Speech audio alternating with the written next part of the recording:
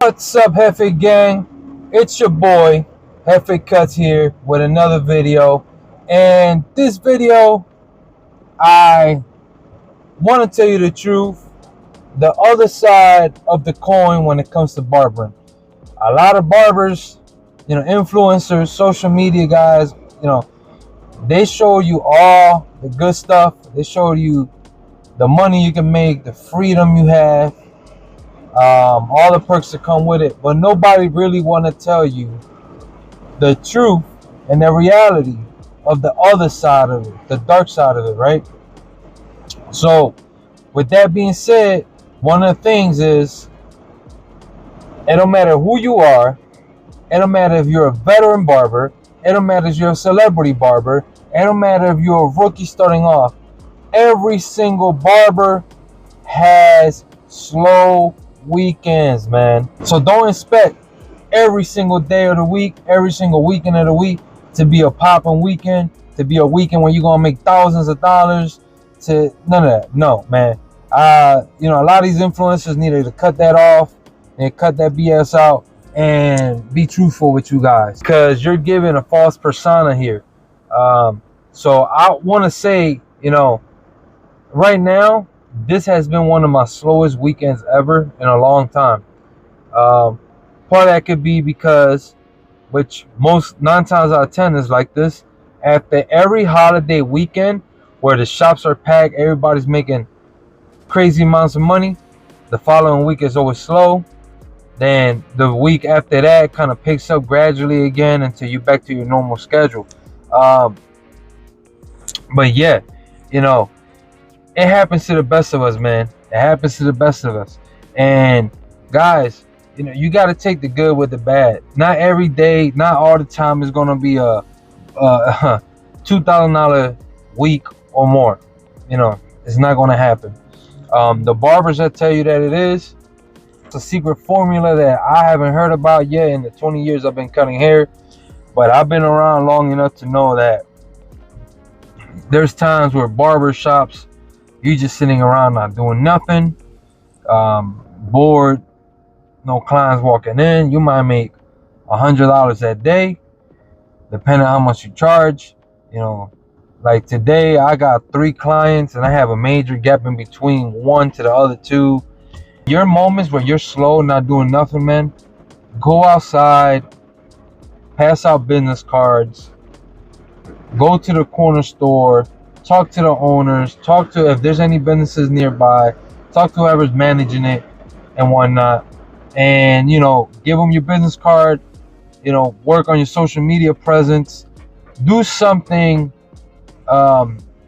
relevant. Don't get discouraged when you have these slow days. There are times that you are going to feel that you want to quit. You want to do something. I've been there, man. Like, I'm being realistic with you guys, man. Not BSing y'all. I've been in those moments, in those situations where I say, you know what? I don't want to cut hair no more. I want to find something else. I want to, do something because I need steady money. And this is another thing I want to tell you guys, man. You need to learn to manage your money. Manage your money and put away for rainy days, man. I've learned the hard way. Trust me, man. Because during these slow days, these slow weekends, especially during the winter time, man, when business kind of died down a lot because of snow and all type of weather conditions, make sure you have money put away to hold you off, man, during those slow months or the slow weeks. Because, man, trust me, you're going to need it. And you don't want to struggle. And then I've been through those situations, man, and then put a strain on me, which hence put a strain on my family. And you don't want to be in that situation. Not every barber, man, is continuously, consistently popping every single day of the week, 365 days out the year. And it's impossible. I've never seen it happen, And not me personally, I just never seen other barbers that I work with happen. And I've been to plenty of barbershops. I've been around the game for a while. I've been in different cities to cut hair. And it's the same exact story everywhere I go. Nothing's different, So then another thing I want to let you guys know is put money away for your taxes, man. Don't be that barber that don't pay their taxes. Don't be that barber that all cash only. Don't get stuck in that loophole, man. Trust me, you're gonna regret it. And it's I seen those barbers get nowhere, man. These are guys I seen that make a lot of money, cash on hand, don't want to pay their taxes, want to keep their money in the shoebox, and they're looking flashy, they're looking good, but then they don't got nothing to show for it. They don't own a house. They driving around in a beater. You know, they're got 1,000 chains, or they're living in their in-laws, or they're still living with their parents at the age of whatever. And don't be that barber, man. I'm telling you guys, trust me, take advice, pay your taxes, pay your dues, pay your fees. And if you have a hard time doing that because you don't know how to keep track, download an app like Booksy. You know, it helps me out a lot, man. When I tell you, Booksy has done miracles for me, because all I have to do is download a PDF file directly from Booksy into my email, send that to my tax person, and my tax person takes care of the rest, and I don't have to do nothing else. I might have to pay, depending on what I make that year, I might have to pay some money. Some years I might break even. It all depends, you know, but at the end of the day, I pay my taxes. Uncle Sam sees that, and I'm able to go to the bank and get a home loan if I want, or get a car, or whatever the case may be, you know, credit cards, etc. Don't matter. These are some of the topics I want to touch on, mainly on the slower days kind of thing, because I don't want to lead nobody on to where, oh my God, I'm gonna be a barber and then I'm gonna make crazy amounts of money and I don't be good set for life. Nah, man. Listen, slow days is part of the industry. Slow days is part of the culture. Slow days is part of every barber's life. And not just barbers, man. Trust me, anybody that's self-employed, that owns their own job, that has a mechanic, corner stores, restaurants, just any small business, any self-employed individual, electricians, unless you're part of a union or something, you know, general contractors, plumbers, all these jobs, man. Everybody has slow seasons, man. Just embrace it, keep pushing forward, but trust me, try to stay motivated. Don't stress it out, man. Don't overthink it. It's part of the industry, and you just got to deal with it, man. You got to take the good with the bad.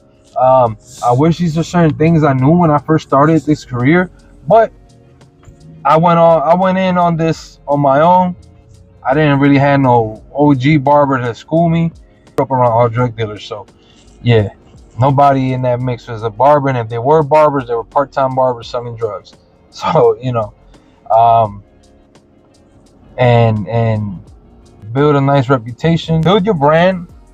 But on the slower days that you have more time in your hands, you work a little harder on your brand, building it, your promotion, your name, you know, get it out there, do whatever you have to do. Another part of being a barber, you know, part of being your own boss, right, is how much you spend on equipment and supplies. You know, it's not cheap, especially nowadays where,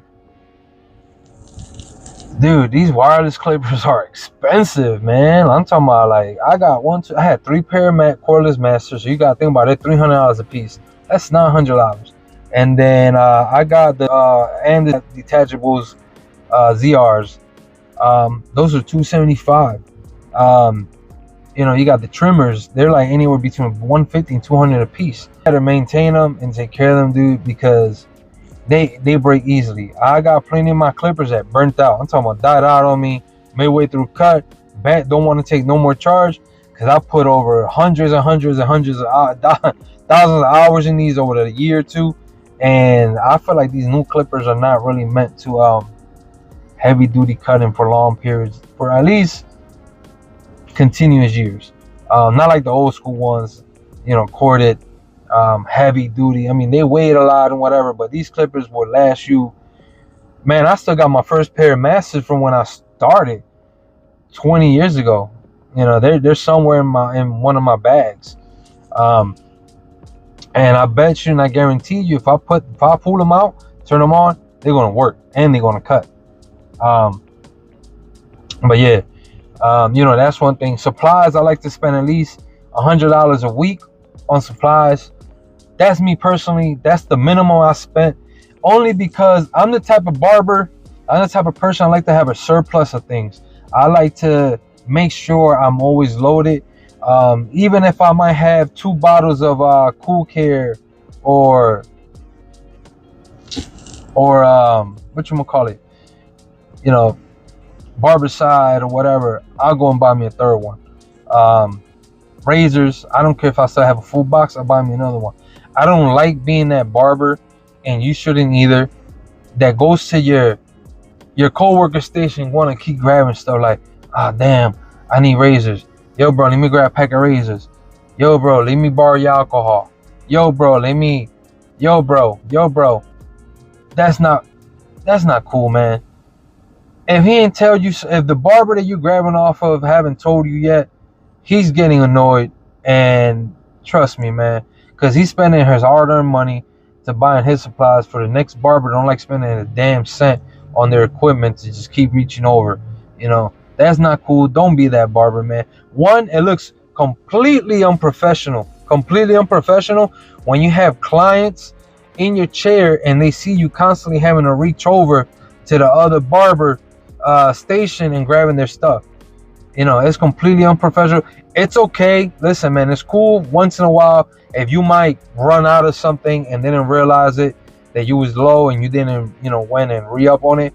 Then, yo, bro, do you mind? Can I get a box of razors out right now? I got you back. When 9 times out of 10, I'm like, nah, it's cool, bro. Here, take it. But yeah, don't be that barber. It looks real unprofessional. It's annoying to the barber that's spending his hard-earned money to keep their stock up and all that. So don't do that. You know, buy your own stuff, keep stock, keep a surplus of things, and you know, keep your station clean and sanitary, which is something I'm real big about. I'm real passionate about with that. And because, you know, clients, that's another thing clients like to see. But, you know, you want to be your own boss, it's going to cost. You know, be your own boss costs money, man. You got to pay how you weigh. And so you want to be a barber, you want to have the potential to have your own freedom, schedule, you know, run your own schedule and everything.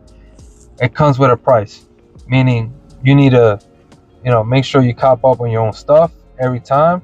You need your tools, you need your supplies, you need your equipment. That's the other side of this that people don't see. Sorry about that. You know, people don't see this. And if you're looking at these videos thinking, damn, I want to be a barber to make more money, take this into consideration, man. Trust me, you're going to need to spend some money. You know, you're going to need supplies, you're going to need equipment, you're going to need the whole nine. Because, and you got to keep up with it, you know. One more thing comes to barbering is all the freedom you get in your hands, right? And barbers don't know how to handle that. A lot of them, they get too comfortable with the fact that, oh, I could come in whenever I want. I could schedule whoever whenever I want. I could leave whenever I want. I could take a break whenever I want. A lot of barbers have a hard time controlling themselves with that. It's a lot of freedom in their hands. And what happens is they end up shooting themselves in the foot. And they lose clientele. They get lazy. They